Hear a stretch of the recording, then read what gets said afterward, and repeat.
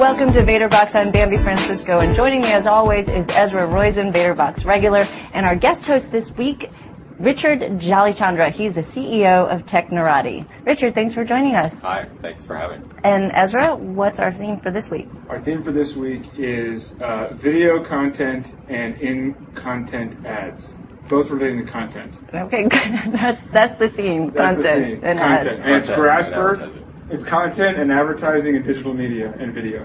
The two companies? The two companies are Graspr and Cantera. Great. And as always, we'll take a look at the pitch, and then we'll comment on whether the company or idea is novel. So the novelty, the challenges, and is there a business here? And we do have a new segment. It's called the Liquid Scenarios Minute, and that's where we'll look at the company's valuation or estimates of the company's valuation and exit possibilities. So let's start with Graspr, which is essentially a repository of how-to video sites. There's about 20,000 videos on this site across 17 categories. So let's listen to Teresa's pitch. Hi. I'm Teresa Phillips, founder and CEO of Graspr. We're an instructional video network located in Mountain View, California, and we are seeking to make knowledge more affordable, accessible, and to accelerate learning. 80% of what we know we learn from people. 80% of our nation's gross domestic product is from services. 60% of the nation's workforce and global workforce is knowledge workers. Graspr is helping people with knowledge easily externalize, package, and market what they know through the use of video. And we take those videos and we syndicate them across the internet. Okay. I think she did a really good job with her pitch. She's very articulate. I think it's very articulate. It's very clear. I think that for these kinds of businesses, the question for me is just how big can it get? And you're obviously at Technorati very involved with sort of the blog world and the long tail. And I think that there's some great long-tail opportunities in these kinds of businesses, but is this a large, substantial, billion-dollar revenue media company, or is this more of a sort of mid-sized, interesting but not necessarily huge content company? Okay. Well, it's interesting because I think I love the how-to market simply because there's great vertical and endemic advertising components behind the content itself, so you can get really specific, whether it's how to fix a car or how to cook something. There are endemic advertisers, automotive advertisers, or cooking-related advertisers to support it. So I really like the idea.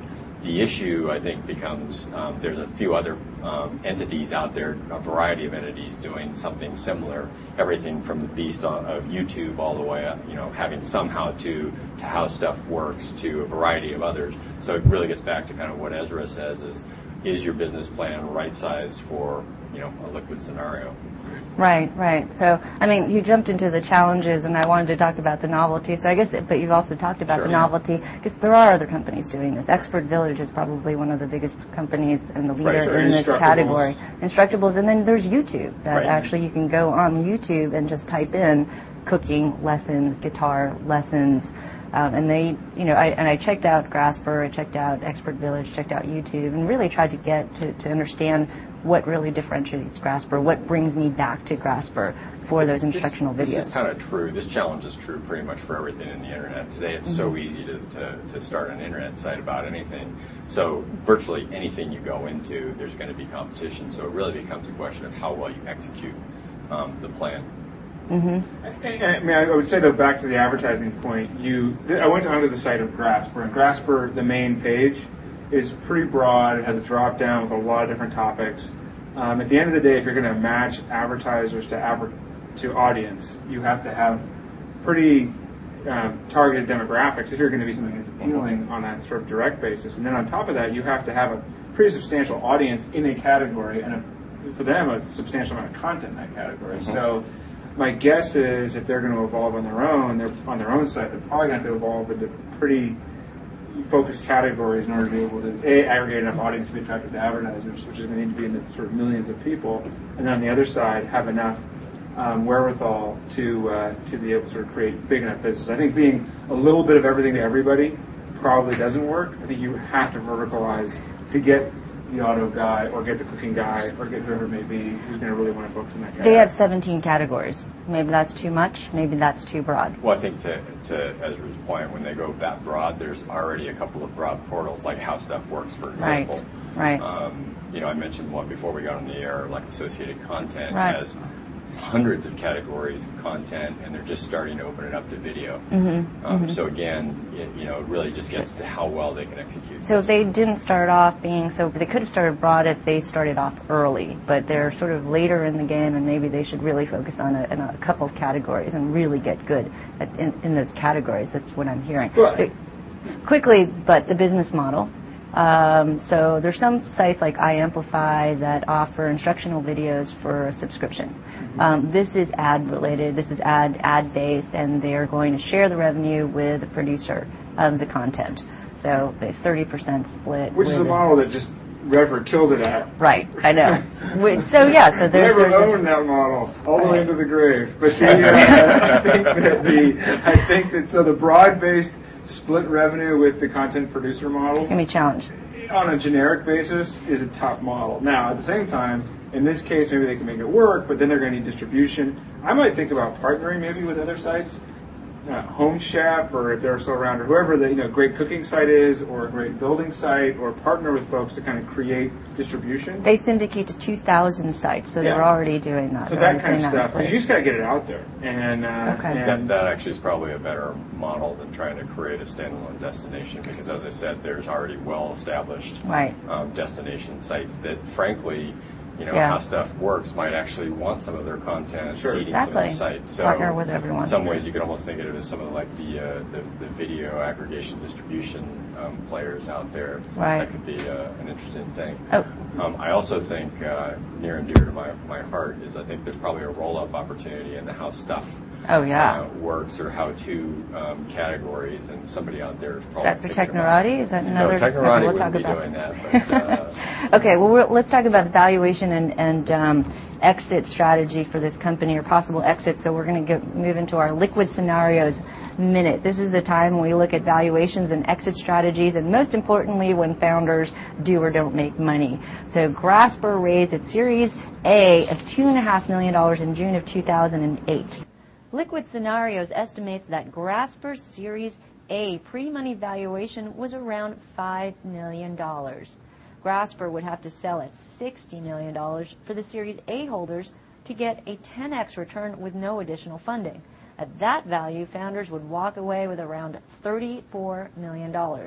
Most likely, Graspr will have to raise a B round, which Liquid Scenarios estimates to be in the range of $7 to $10 million at a pre-money valuation of around $20 million.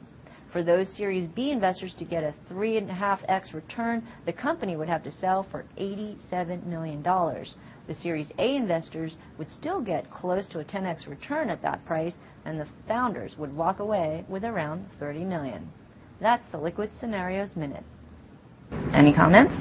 I think these are businesses that it's tough to get to a $100 million exit on. I mean, it's not impossible, but it's tricky. And so I think that if I was doing the capitalization strategy of this company where I'm the founder, I would be saying, let's optimize for a $10 to $20 million exit and make sure that we all are pretty happy with the outcome and the investors get kind of 3x return, because I think that building out to a $100 million exit it's going to be tricky, because you need to be a pretty big success given the number of competitors that are out there to get to that kind of range. Yeah, I agree with them, and then they have one additional challenge, given that they're video related, and video is just bloody expensive to capitalize and then distribute.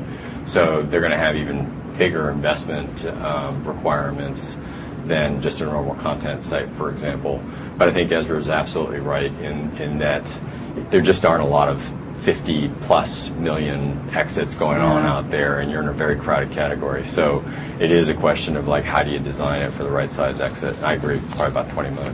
All right, so here's a company that raised actually already nearly $20 million. So their exit's going to have to be a lot higher than $20 million, and that's Cantera. This company is pushing a very nascent market called in-text advertising.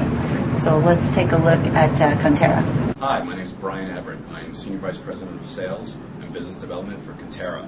We are an in-text advertising network. founded in 2004, backed by Sequoia Capital and Lehman Brothers here in the Valley. What our technology does, quite simply, is we look at a page, we read and analyze that page in real time. We look for the most relevant keywords on that page, matching those keywords to certain topics and subtopics of the page. We then go to our database of advertisers and or information and match those ads and information, the most relevant ads and information, against the most relevant keywords that our technology has pitched. Okay, so novelty. I mean, in-text advertising actually is a very small business. It's only $100 million a year. So it's been around for a little while, but it's just taking some time to get adoption.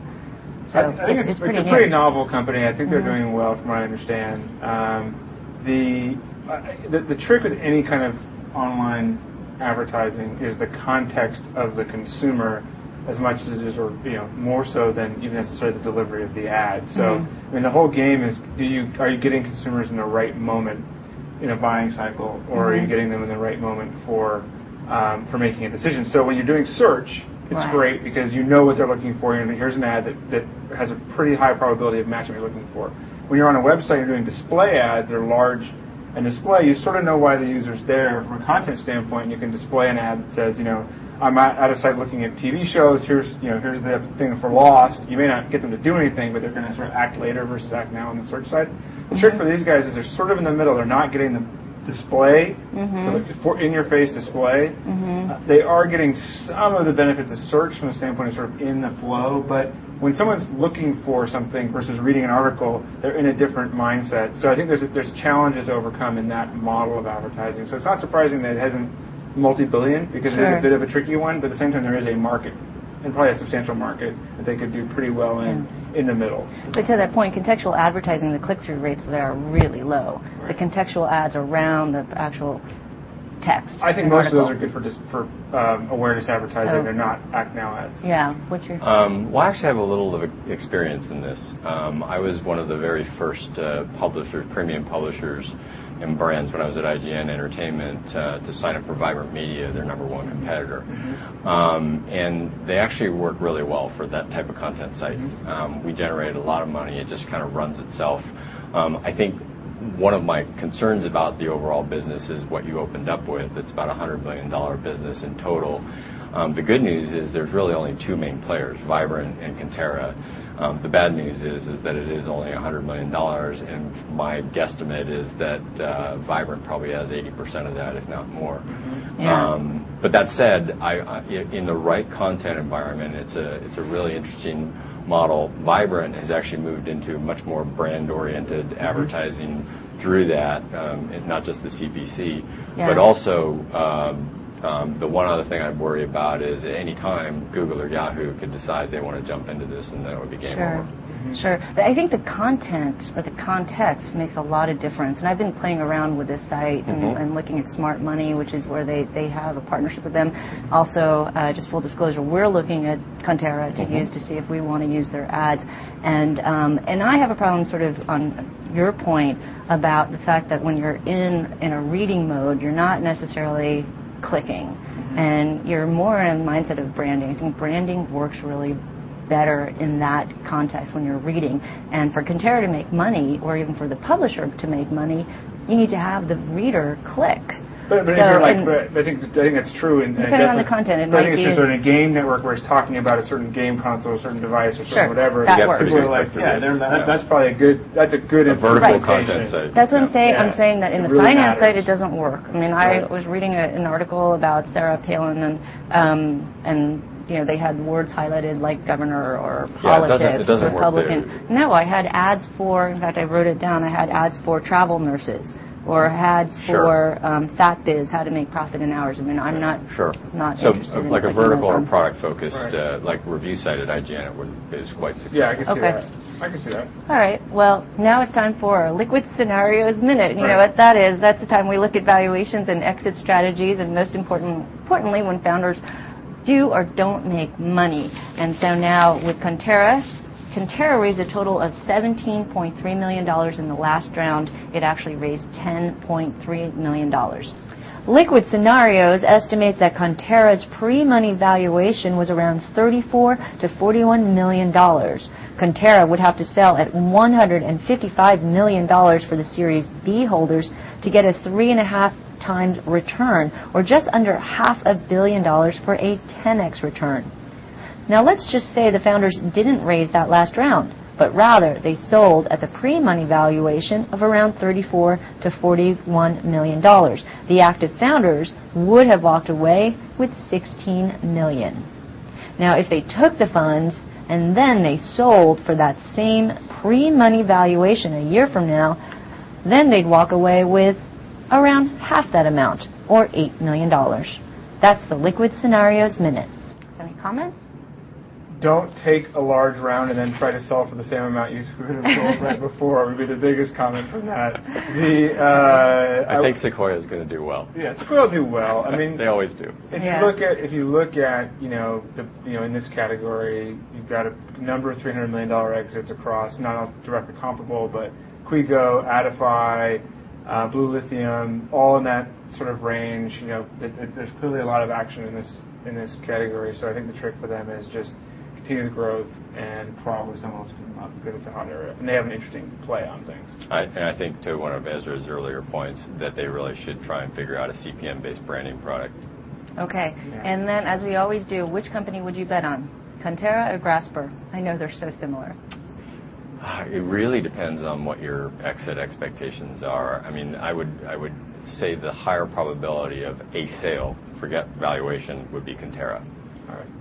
Yeah, where am I on the liquidation preference stack? Yeah. Exactly. If I'm superior, I'm in. Right. If I've got just a few shares and it's at a low valuation, I'm probably going to go with the other one. But I think that the reality is Cantera is a good company. You've got great backers. It's tough to compare those two. And so probably different stages. Probably Cantera is a pretty safe bet.